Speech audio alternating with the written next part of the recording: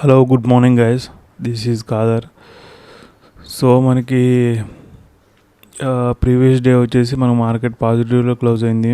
200 above close ఉంటే ఇక్కడ buyers కూడా ఉన్నారు మనకి. ఓవరాల్ నిన్న మనం బయింగ్ సైడ్ తీసుకున్నాం, ఎందుకంటే ఇక్కడ 50% ఏరియా ఉంది. ఫర్దర్గా మార్కెట్ ఏంటంటే ఆల్రెడీ సపోర్ట్ తీసుకుని ఉంది ఇక్కడ. సో ఇమీడియట్లీ అయితే డౌన్ సైడ్ రాదు, అందుకోసం ఇక్కడ ట్రేడ్ తీసుకున్న ర్యాండమ్ సెల్లర్ వస్తారు. ఇక్కడ ఒక బయింగ్ ట్రేడ్ తీసుకున్న మూమెంట్ వచ్చిద్దని. మనం ఏంటంటే కొంచెం ఇక్కడ మిస్టేక్స్ చేసుకున్నాం, అందుకోసం కొంచెం స్మాల్ ప్రాఫిట్తో ఇక్కడ ఎగ్జిట్ అయినాం. దాన్ని ఇప్పుడు ఏంటంటే మనం ఓవరాల్ మార్కెట్ ఇప్పుడు 50% ఏరియా నుంచి రిజెక్ట్ అయింది, దెన్ అప్ సైడ్ బ్రేక్ అయింది. ఇప్పుడు ఏం చూస్తారంటే మిగతా వాళ్ళు కూడా ఇక్కడ బయింగ్ చూస్తారు. సో ఇప్పుడు గ్యాప్ ఓపెన్ అవుతుంది కాబట్టి అగైన్ ఇట్లా వస్తే మళ్ళీ బయింగ్ వచ్చిద్ది. ఇక్కడ మిగతా వాళ్ళు కూడా 50-60% బ్రేక్ అవుతుంది. సో బయింగ్ సైడ్ వెళ్దాం, నిన్న కూడా బయింగ్ సైడ్ అయింది, మేబీ మార్కెట్ కంటిన్యూ వెళ్ళిద్దని అలా కూడా ఫిక్స్ అవుతారు. అది కూడా పాసిబుల్ ఉంది. అలాంటప్పుడు మనం ఇక్కడ సెల్లింగ్ చేయాల్సి వచ్చింది. అసలు నార్మల్ అయితే ఈ మూమెంట్ అయితే మనం టోటల్ బయింగ్ సైడ్ వెళ్తాం, కానీ ఒక ఏరియా వచ్చింది. ఏరియా వచ్చినప్పుడు మిగతా వాళ్ళకి కూడా అర్థమైంది బయింగ్ అని. ఆ ఏరియా వచ్చినప్పుడు మనం కొంచెం డిఫరెంట్గా ఆలోచించాలి, సెల్లింగ్ సైడ్ కూడా ఆలోచించాల్సి వచ్చింది. సో ఇక్కడ నేను సెల్లింగ్ సైడ్ కూడా ఆలోచిస్తాను. డే టైం ఫ్రేమ్లో మంచి బులిష్ క్యాండిల్ ఫామ్ అయింది. ఇలాంటి క్యాండిల్ మనం టార్గెట్ చేయలేం, కానీ ఇక్కడ ప్రాబిలిటీ ఏంటంటే మనకి మిగతా వాళ్ళు కూడా బయింగ్ చేయడానికి వస్తున్నారు. సో మిగతా వాళ్ళు బయింగ్ చేసినప్పుడు సెల్లర్స్ డౌన్ సైడ్ ఉంటాయి. ఆల్రెడీ ఇక్కడ బయింగ్ వచ్చింది, మిగతా వాళ్ళు కూడా ఇక్కడ బయింగ్ చేయడానికి వస్తే మనకి ఎస్ఎల్సి డౌన్ సైడ్ దొరుకుతాయి. సో మ్యాక్స్ మనం సెల్లింగ్ చేయడానికి ఫైండ్ అవుట్ చేద్దాం. ఏమైనా బయింగ్ మూవ్మెంట్ అన్నా కూడా నో ప్రాబ్లం, బయింగ్ చేయడానికి కూడా మంచి ప్లేస్ తీసుకుని బయింగ్ తీసుకుందాం. ఓవరాల్ మనం నెగిటివ్ ట్రేడ్ ఫైండ్ అవుట్ చేద్దాం. ఎందుకు నెగిటివ్ తీసుకోవాలబోద్ది నాకు ఇక్కడ సపోర్ట్ తీసుకు ఇప్పుడు ఒక ట్రేడ్ తీసుకున్నాం మనం సెల్లింగ్ సైడ్. సో రీట్రేస్ కోసం ఇక్కడ నాకు రీట్రేస్ కోసం వెయిట్ చేయబుద్ధి కాలే. మేబీ మార్కెట్ ఇమీడియట్లీ తొందరగా బయింగ్ సైడ్ వెళ్ళిద్దని, సెల్లింగ్ సైడ్ వెళ్ళిద్దని. సో రీట్రేస్ చేస్తే అందరూ సెల్లింగ్ చేస్తారు. సో కంటిన్యూ వెళ్తే ఇక్కడ వాళ్ళు రీట్రేస్ కోసం వెయిట్ చేస్తూ ఉంటారు. ఆ రీట్రేస్ రాదు, కంటిన్యూ వెళ్ళిపోద్ది మార్కెట్. ఇక్కడ కంటిన్యూ ఎక్స్పెక్ట్ చేస్తున్నా నేను.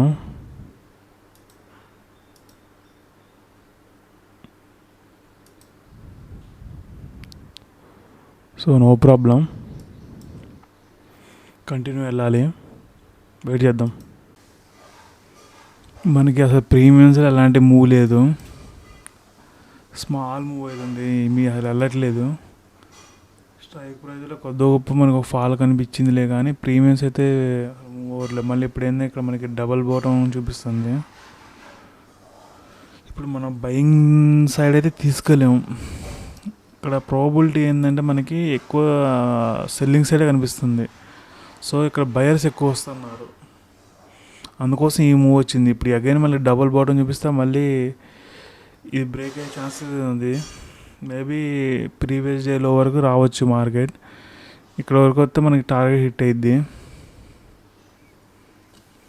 అసలు ప్రీమియమ్స్లో కొంచెం కూడా మూవ్ లేదు, చూడండి, మూవ్ అనేది లేదు. ఒక బ్రేక్ అయితే మాత్రం టార్గెట్ హిట్ అయ్యిద్ది, మంది ఒక బ్రేక్ ఇవ్వాలి పైకి. సో వెయిట్ చేద్దాం. హలో గైస్, ఇక్కడ చూడండి, మంది ఆల్మోస్ట్ రీట్రేస్ వచ్చింది మన ట్రేడ్లో. సో నేను ట్రేడ్ తీసుకున్నప్పుడు కూడా మేబీ రీట్రేస్ రాదనుకున్నా, కంటిన్యూలీ ఈ మూమెంట్ పోటీ కంటిన్యూ వెళ్ళిద్ది అనుకున్నా. సో ఈ రీట్రేస్ రావడానికి రీజన్ ఏంటంటే మెయిన్ మనకి ఇక్కడ కన్ఫర్మ్ రెసిస్టెన్స్ తీసుకుంటుంది. ఈ రెసిస్టెన్స్ అందరూ చూస్తున్నారు, అండ్ పిఎస్వై లెవెల్ కూడా బ్రేక్ అయింది. సో ర్యాండమ్ సెల్లర్స్ కూడా వస్తారు. మనమేమో ఇవి అట్లీస్ట్ ఫస్ట్ క్యాండిల్ అయినా ట్రేడ్ తీసుకోవాల్సింది. మనమేమో వెయిట్ కన్ఫర్మేషన్ కోసం ఇక్కడ వరకు వెయిట్ చేసినాం. అప్పటికి మనకు ఒక మూవ్ మిస్ చేసినాం, ఒక 700 రూపీస్ అలా 600 రూపీస్ మూవ్ మిస్ చేసినాడా. దీన్ని ట్రేడ్ తీసుకున్న 1000 రూపీస్ మనకి ప్రాఫిట్ కనపడింది. ఇక్కడ ఏంటంటే ఇమీడియట్లీ ఎందుకు వెళ్ళదంటే ఇది ఒక సపోర్ట్ అనమాట. సపోర్ట్ బ్రేక్ అవుతుంది, ఎవరు మళ్ళీ సెల్లర్స్ వస్తారు. ఇట్లా రెసిస్టెన్స్ తీసుకొని closing price break support break only sellers వస్తారు. సో అందుకోసం ఇక్కడ సెల్లర్స్ ట్రై చేశారు, ఇక్కడ సెల్లర్స్ ట్రై చేశారు. దాని మార్కెట్ ఏంటంటే కన్సల్ట్ అప్ సైడ్ వెళ్ళింది, కానీ ఎస్ఎస్ హిట్ అవ్వలే.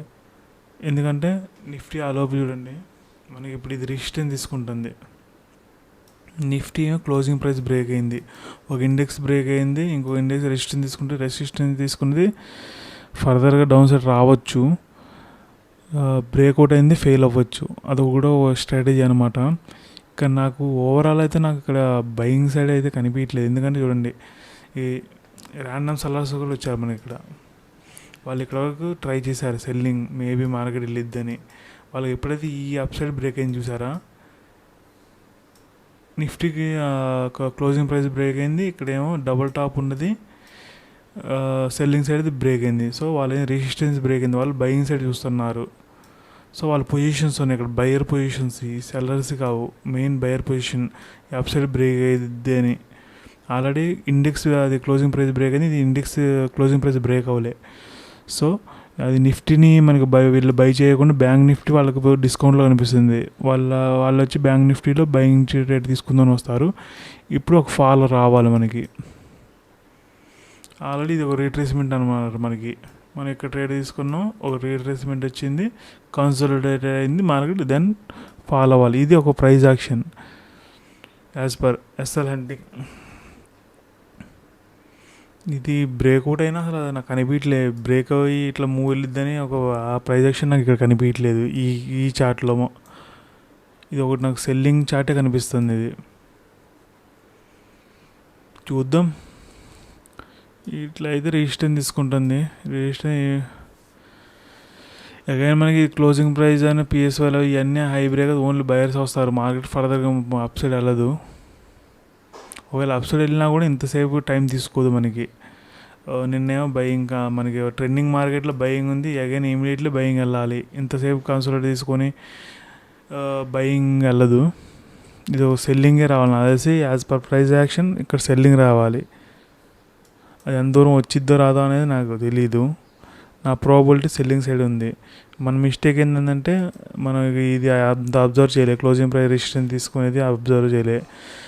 అంటే నేను మీకు చెప్పలేదు కానీ నా థాట్ మైండ్లో రన్ అవుతుంది, క్లోజింగ్ ప్రైస్ రెసిస్టెన్స్ తీసుకుంటుంది, ఇది మిగతా వాళ్ళు కూడా సెల్లింగ్ తీసుకుంటారు, అది ఉందిలే. కానీ మేబీ ఈ మూవ్ చూసి కంటిన్యూ వెళ్ళిద్ది అనుకున్నా. మన అదే మిస్టేక్ అవుతుంది ప్రతిసారి, రీట్రేస్మెంట్ల దగ్గర పోతుంది మనం. ఒకవేళ మనం ట్రేడ్ తీసుకోకపోతే ఏడు తీసుకెళ్ళి selling side.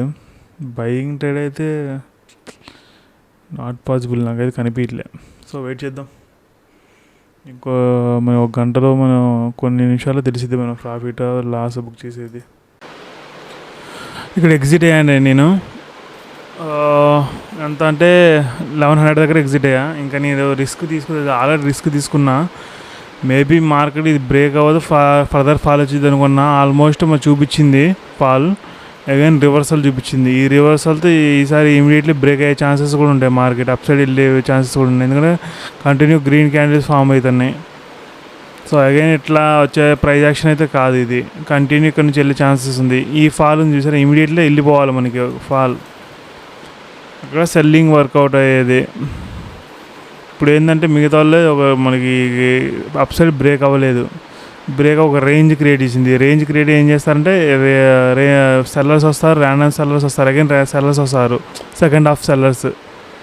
Range break down అయింది, సెల్లర్స్ వస్తారు. ఇక్కడ చూడండి ట్రెండ్ లైన్ ఒకటి ఉంది, ఈ ట్రెండ్ లైన్ కూడా బ్రేక్ అయింది. సో ఇక్కడ సెల్లర్స్ వస్తున్నారు మార్కెట్లో అగైన్, దెన్ వాళ్ళ ఎస్ఎల్స్ అప్ సైడ్ జరుగుతూ ఉంటాయి. సెకండ్ హాఫ్ వచ్చేటోళ్ళు ఇది ఒక ట్రాప్ చూపించింది నాకు తెలిసి. మేబీ సెల్లింగ్ సైడ్ వెళ్ళిద్దని ఇక కన్ఫామ్ అయింది. ఏంటంటే ఇంకా మ్యాక్స్ అయితే సెల్లింగ్ సైడ్ వెళ్ళదు, ఇక్కడ నుంచి అప్ సైడ్ వెళ్ళిద్ది.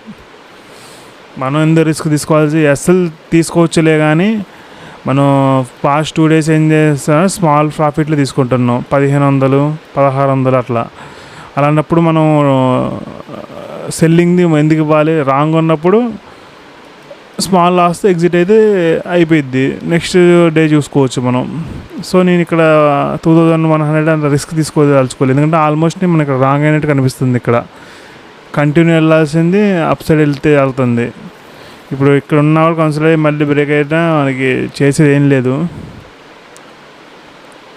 సో ఇవాళ అనాలిసిస్ ఇది. ఓవరాల్ ఏంటంటే మనం మిస్టేక్ ఏంటంటే రెసిస్టెన్స్ తీసుకున్నప్పుడు ట్రేడ్ తీసుకున్నాం. ఇక్కడ మిగతా వాళ్ళు కూడా ఈ సపోర్ట్ బ్రేక్ అయితే మిగతా వాళ్ళు కూడా సెల్లింగ్ చేస్తారు. అట్లీస్ట్ మనం ఇక్కడ రీట్రేస్ ఓవరాల్ నాకు తెలిసి రాంగ్ అనాలిసిసే అయింది ఇది. మేబీ ట్రెండింగ్ మార్కెట్ లెక్క కొంతసేపు అయితే తెలిసిద్ది మనకి. గ్రీన్ క్యాండిల్ ఫామ్ అయితే మాత్రం మన రాంగ్ అనాలిసిసే. మ్యాక్స్ గ్రీన్ క్యాండిల్ ఫామ్ అయ్యేట్టు ఉంది. సో ఓవరాల్ మనం wrong analysis today. Buying trade మన యాజ్ పర్ అయితే ఇది బయింగ్ కాబట్టి down side SLs support break అయింది. రెసిస్టెన్స్ తీసుకొని సపోర్ట్ బ్రేక్ అయింది. పిఎస్ఎల్ బ్రేక్ అయితే ఓన్లీ సెల్లర్స్ వస్తారు. ఇక్కడ ఒక బయింగ్ ట్రేడ్ తీసుకోవాల్సింది మిస్టేక్ అయింది మనతో. So no